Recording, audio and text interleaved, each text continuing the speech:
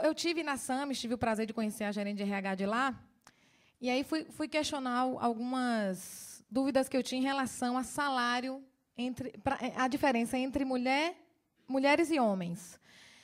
E eu ouvi da minha querida amiga Águida que e ela vai explicar isso um pouquinho, e existem empresas que não existem isso. Eu gostaria que vocês falassem sobre isso, porque vocês trabalham em cargo público, como é que isso...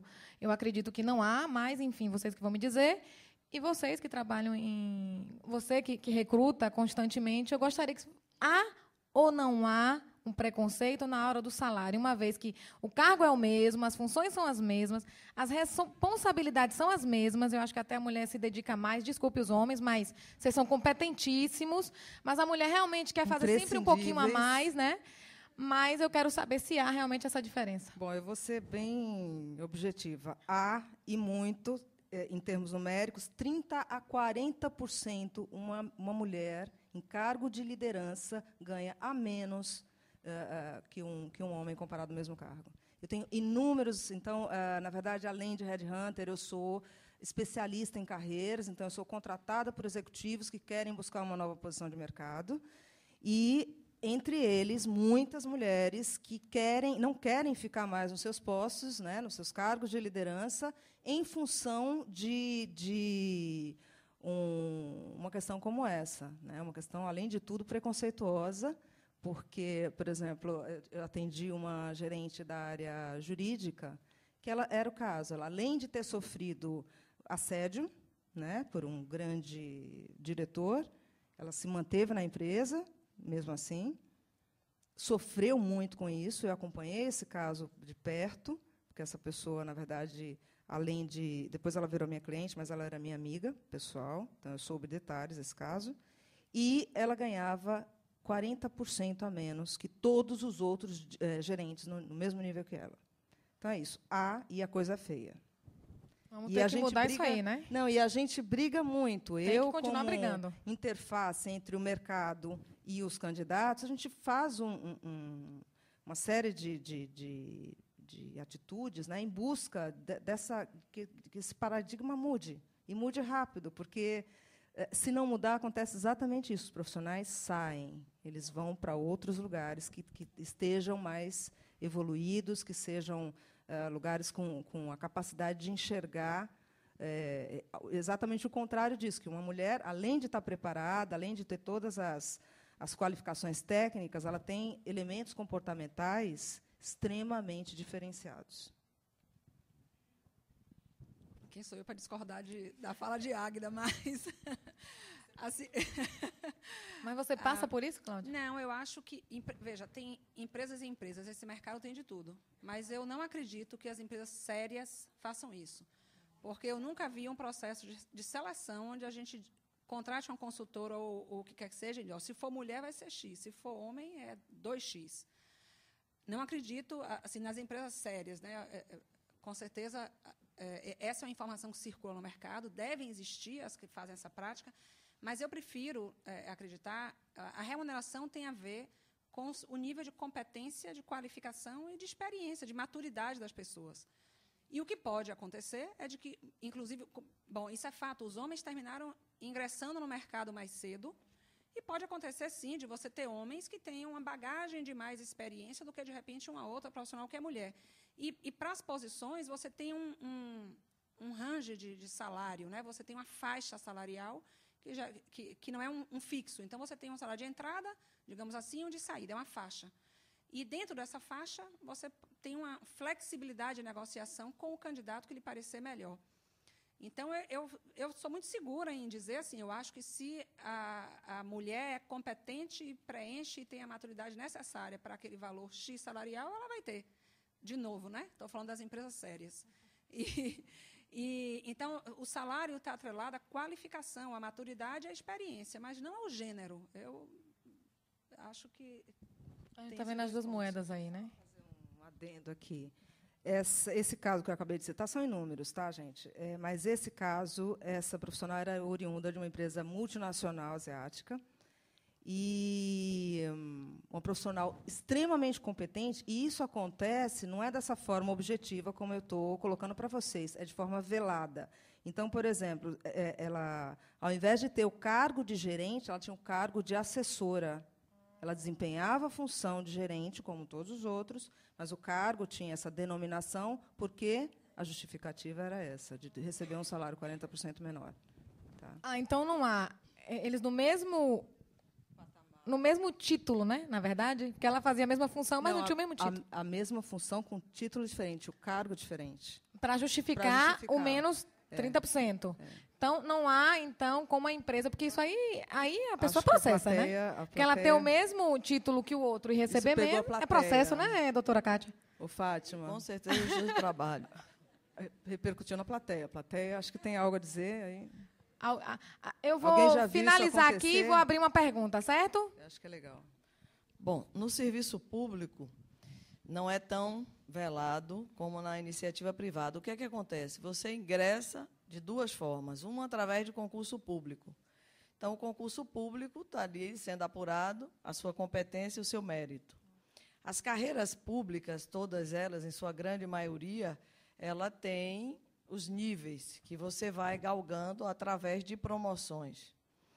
O critério perverso está justamente aí. A porta de entrada é a mesma, o critério de ingresso é o mesmo, é o concurso público.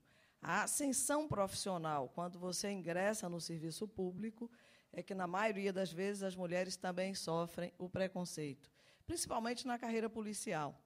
Então, do cargo de delegado de polícia, são 4 níveis, o último é classe especial, que é o que eu tenho hoje. Então, você tem 2 formas de promoção, por antiguidade, que ninguém vai tirar de você, é um direito adquirido, e por merecimento. Esse merecimento é que é subjetivo. Apesar de ter um regulamento, mas tem lá uma comissão que, se não gostou de alguma atitude sua, ela quer aparecer, trabalha demais, para que isso? E vai e corta, ele dá uma nota menor. Isso acontece, sim, no serviço público. E a outra forma de ingresso, através dos cargos comissionados, são nomeados, chamados cargos de confiança, onde você não tem um vínculo efetivo, mas que você pode nomear um homem para um símbolo. No Estado, funciona símbolo. DAI até o DAS 1A, que é o cargo máximo.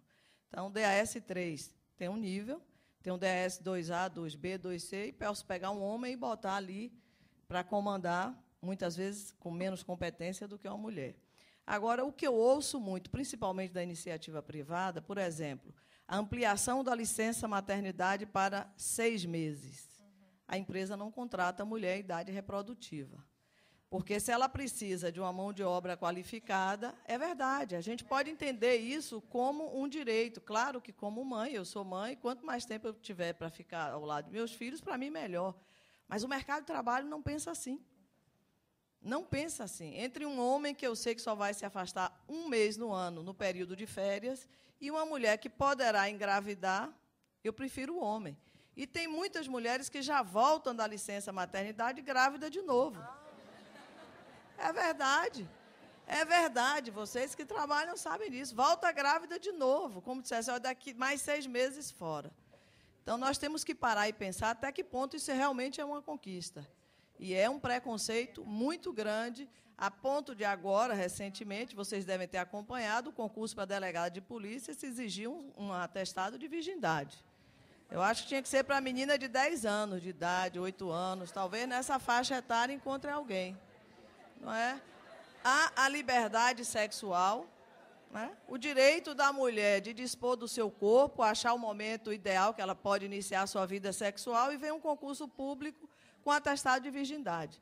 Graças a Deus, o governador já mudou isso aí. Isso é uma vergonha. Agora, não exigiram do homem o exame de próstata, o toque retal. Devia ter exigido também.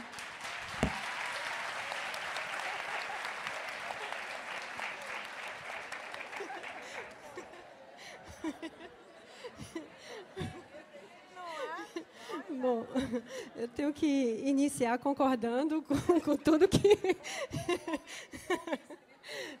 É verdade. Concordar com tudo que Kátia disse aqui. Realmente, nós que captamos vagas aí, eu falo aí em nome do Cine Bahia, Também, na experiência que eu tive na implantação do SIM, que é o Serviço Municipal de Intermediação, fica ali no comércio, que também implantamos em 2005. Então, ao captar as vagas, enfim, nós percebemos exatamente situações assim, né, de empresas dizerem assim, não vou contratar mulheres, porque elas começam a namorar, e começam a namorar com os colegas, o que já me dá um problema, porque o homem já não produz da mesma forma, porque já quer ficar ali, perto, ali, né? E aí ela engravida, e depois engravida novamente. Enfim, muitas vezes é velada, né, situações como essa, mas é uma realidade mesmo. Em relação ao que foi, né, perguntado, claro que existe uma legislação que impede, não é? Como a Águida aí comentou. É, de fato, uma situação velada. Existem empresas sérias, empresas que realmente procedem dessa forma e fazem de uma forma burlando essa legislação, ou seja, define-se faixas salariais, né, e, então, para a mesma atividade, muitas vezes o homem recebe um rendimento maior do que a mulher. Isso a pesquisa de emprego e desemprego, a PED, que é realizada na região metropolitana, né, de 6 regiões metropolitanas e aqui em Salvador, que é de responsabilidade da CETRE, né, do DIEESE, da SEI, que é da Superintendência de Estudos Estatísticos, da CEPLAN, e da Fundação SEAD, fala isso. Então, demonstra que existe mesmo essa disparidade, como, né, então, é uma realidade mesmo de mercado. Eu reitero o que Tereza traz, porque, de fato, né, os dados estatísticos, as pesquisas apontam que há, sim, uma diferença entre os salários das mulheres e dos homens para as mesmas funções. Tá? Então, isso é fato. O que a gente percebe hoje de positivo, eu acho que, a um curto prazo, essa realidade vai ser mudada, é que hoje nós temos mais mulheres nos bancos das universidades. Nós temos mais mulheres buscando especializações, mestrados, doutorados, ou seja, a mulher tem buscado a sua qualificação, ou seja, pelo processo educativo, que vai garantir, num futuro bem próximo, né, essa remuneração em pé de igualdade. É o que eu acredito. No âmbito da universidade, os salários eles não são diferenciados por gênero, porque você ingressa a partir de concurso público, e, dentro da universidade pública, existe um plano de cargos e salários que você recebe pela sua titulação, ou seja, especialista, mestre, doutor, pós-doutor. Então, igual para homens e mulheres. Tá? Então, eu acredito que é o caminho que a gente espera que esse caminho ele seja também, vamos dizer assim, exemplo, seja para as empresas privadas, seja para os outros segmentos, porque, na verdade, o que o homem precisa receber pela sua força de trabalho, independente do sexo, é aquilo que é de direito. Tá? E de direito a partir da sua competência, do seu labor, ou seja, da sua força produtiva. Tá? E não por sexo. É o que eu acredito. Tá bom. Tá bom. Senão ninguém não bebe água. O negócio ao vivo é assim mesmo, viu, gente? Ali com a DOC, filmando, videoprodutora de Samuel Cerqueira. Um prazer recebê-lo aqui, que vai estar no próximo painel. Também vou falar aqui da presença de meu querido amigo Carlos Pinheiro, que não falta uma, né? Que é nosso amigo, patrocinador.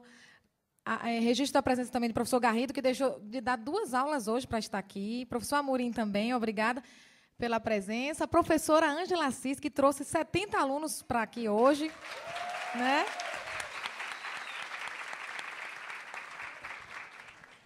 Então, você concluiu, não foi, Pro?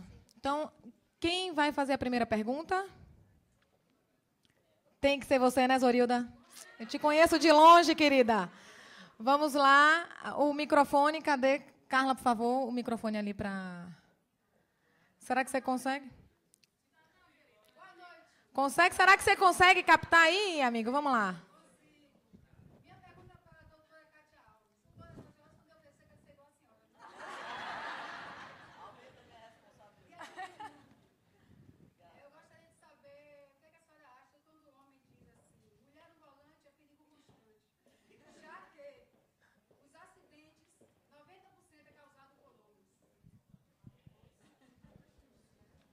Deve ser justamente por isso, tanto que as seguradoras, elas dão descontos especiais às mulheres. Acho que nós somos tão barbeiras que dirigimos com muita atenção. E é o que falta neles. Eles se sentem muito autossuficientes e terminam provocando acidentes. Mas não deixa de ser também um grande preconceito, né? Essa é a verdade, e que a gente tem que provar que nós somos melhor do que eles todos os dias, em todas as funções. Infelizmente, é o que fica para a gente.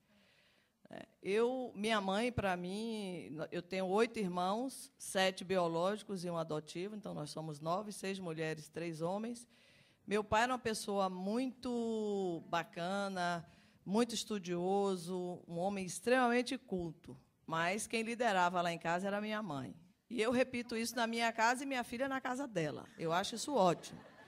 Então, o homem dá sempre a última palavra, sim, senhora. Então, quando em casa ele não pode fazer isso... É verdade. Estão todos aqui sorrindo e concordando comigo. Todos os homens estão sorrindo e concordando. Sim, senhora. Eles gostam disso. Um dia desses nós estávamos comentando e uma amiga da minha filha falando, né, como era a relação dela com a mãe. Ela dizia assim, lá em casa não tinha problema não. Eu falava com meu pai, pedia, vá falar com sua mãe. Mas não, lá em casa desse dia era meu pai. Não, lá em casa era minha mãe. Se sua mãe deixar, você vai. Se não deixar, você não vai. Não insista. Então, essa é a presença marcante de toda mãe, toda mulher, toda filha, que tem um grande referencial na vida. E é por isso que o mundo hoje é tão bonito, tão feliz, e nós fazemos parte dele, enfeitando ele, mandando em todos eles aqui.